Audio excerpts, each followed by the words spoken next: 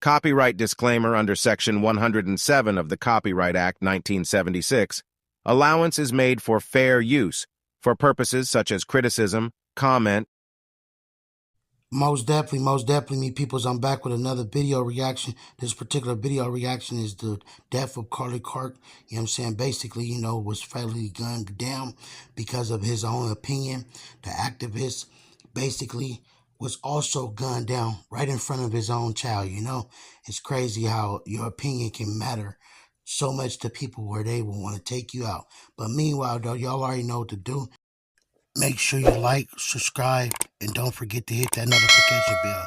Meanwhile, me peoples, let's jump right off it. It's a sad day in America, man. Donald Trump just confirmed that Charlie Kirk has been officially confirmed dead after being shot.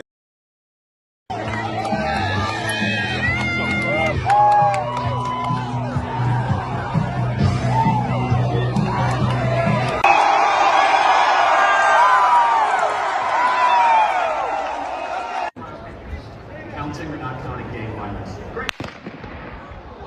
Oh my God. Wait, Cody, go, run. Holy.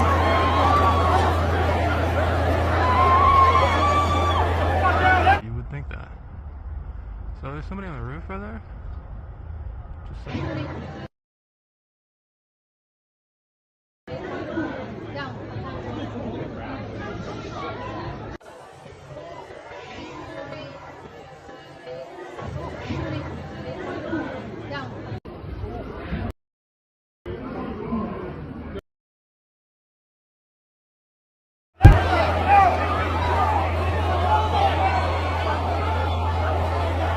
After we learned that Charlie Kirk was rushed off to the hospital. Hey, stop, folks! Stop! Back up!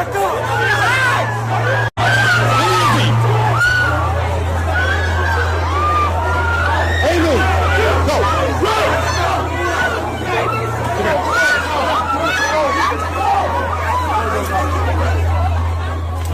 Oh my gosh! Oh my God!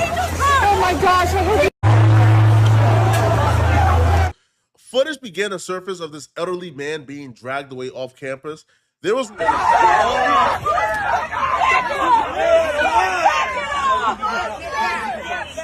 reports on Twitter that this was the shooter, but then reports came out later that this is not the shooter. So it's currently unclear who this man is and why he was being dragged off, and if he has whatsoever. Shoot me! Shoot me! Was that you? We don't know if it's him or not. Then obviously we now know, after hours of speculating, I think Tim Pool reported that he was stabilized or in stable condition. After there was another report that he was in critical condition. But after hours of speculating, Trump took to Truth Social to let us know that Charlie Kirk had passed away. And here's what Trump had to say about Charlie Kirk. Donald Trump wrote, "The great and even legendary Charlie Kirk is dead. No one understood or had the heart of the youth in the United States of America better than Charlie. He was loved and admired by all, especially me, and now he is no longer with us.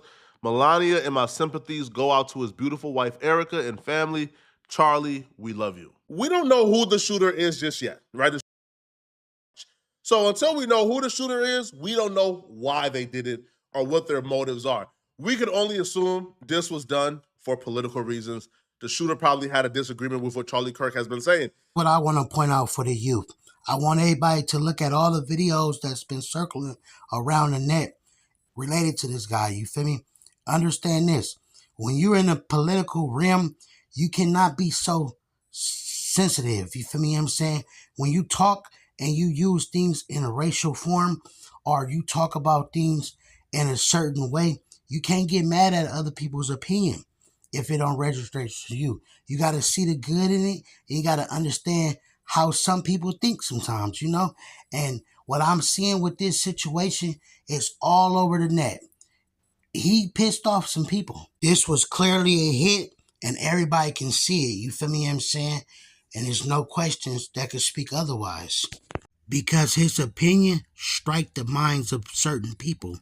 So, you feel me? Basically, to silence him was what they felt like they needed to do. Obviously, that's what's going on.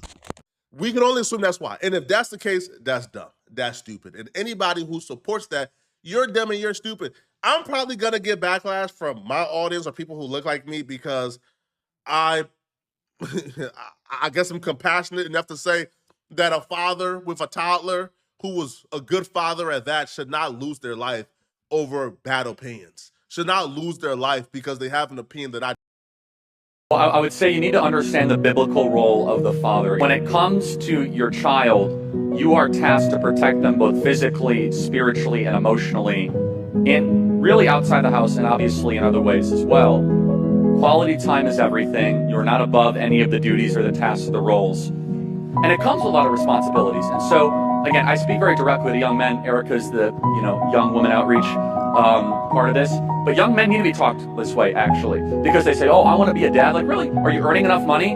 Have you done the right work? Have you asked for a raise, asked for promotion, got up earlier, stayed up later to make sure your family does not have any financial pressures or issues? Because here's the one thing I have found. Once you have kids, there is this primal thing that comes into you where if you think you have worked hard before, when you have to go feed a child and provide for a family, you are willing to go to the ends of the earth and push yourself in ways that you never. It was already horrific, but it becomes even more horrific once you find out his daughter was in the tent when this happened. His daughter witnessed her father die. His toddler witnessed him die. Now, if you're on the aisle of the fence, man, where a toddler watching her father die over opinions don't tug at your heartstrings and you still smoking that Charlie Kirk pack because you don't like his opinions, then I can't help you, bro. As a matter of fact, if you on that aisle, I don't even feel like you should be allowed to participate in political discourse. A lot of the time, we're not even hearing what the other is saying. We're hearing snippets or clickbait. And we grow opinions that we believe is informed, and we begin to hate the person when, quite frankly, you don't even know the person to hate them. That's what's currently going on, man. And we keep falling for it time after time after time. Now, one of the things I did hear is, man, listen, man, black folks, this ain't our problem. A white man killed a white man, this ain't our problem. Of course, it's your problem. This is not about race. This is about how a lot of us have opinions. And a lot of us have controversial opinions. And a lot of us, we got these mics and we make these videos, or we go to our workplace and we talk to our coworkers and we're debating and we have a lot of things to say about a lot. And if we have gotten to a point where we are okaying or celebrating violence over your opinion, then you're not safe as well. What's to say that somebody don't come to the rally that you're a part of next, and instead of the speaker, they turn it on the crowd? This would not end good if violence is what we're preaching as a combatant for opinions. It's just dumb. Now, I see people using Charlie Kirk's own words against them, and I don't quite agree with this. I think it's worth it. I think it's worth to have a cost of, unfortunately, some gun deaths every single year so that we can have the Second Amendment to protect our other God-given rights. That is a prudent deal. That statement right there pissed off a lot of people. And not only did it piss off a lot of people, it also put him out there in the spotlight even more. So whatever he said, people looked to it. And if he said the wrong things with the politician type of stuff, you feel me, he was a target. And I believe that's what it was, you feel me? It's just like Charles and White. He said a lot of things for the attention, and then he flip around and get to whatever points that he's trying to make. And this guy is a white guy that's talking how he talking at rallies and stuff like that. It's a big influence. You feel me? You see how he kept talking against violence, but then he'd turn around and blame certain violence on certain people. Make sure. So basically, he got caught up into doing some type of people pleasing, and it cost him his life, which is sad, man. But my thing is, if you disagree with it, which you have good reasons to disagree with that, then you should still disagree with it. Then the message itself should be something that you disagree with. It shouldn't be, aha, see, hey man, listen, Charlie Kirk said this when he was alive, I disagree with it, but now he's dead, I now agree that his life is worth the cost of bad people having guns. Or his life is worth the cost, or, like his death is worth like whatever cost I'm trying to prove. That doesn't make sense at all, right? If you don't believe that anybody's life is worth it, or anybody dying is worth it, then you shouldn't believe that Charlie Kirk dying is worth you proving or you getting a dunk on Twitter. This was a real person. This was a father. This was somebody who was real. And we watch these people on screens, or in the case of me, like I actually met Charlie before, but we watch these people through a screen and we dehumanize them, right? It's kind of hard to really see the humanity in somebody when you don't really like view them as human. You kind of just view them as, as a speckle or a pixel on a screen. But this was a real person. This is a real death. This is somebody who woke up with a soul. Somebody who woke up with breath and life. And they is going to bed today without it. This is not something to take lightly, man. Now, I seen people talking about this is war. This is going to be a war. Bro, it's not going to be a war, bro. At some point, we got to come together. At some point, we got to depend on the leader in the White House. We got to depend on Trump to fix this. We got to depend on Trump to bridge the gap. We can't keep becoming more divided. At some point, we won't have a country to fight over. Y'all let me know in the comment section, what do you guys think about this, man? Yeah, let me know, man. All right, or your prayers with Charlie Kirk, or are you on the opposing angle of this? Let me know, okay? And if you're still watching, click on this video here somewhere on my screen, here, or here on my screen to find out why YNW Melly is cooked after his co-defendant took this plea deal. Click on this video right here to find out what I'm talking about. I'm out of here for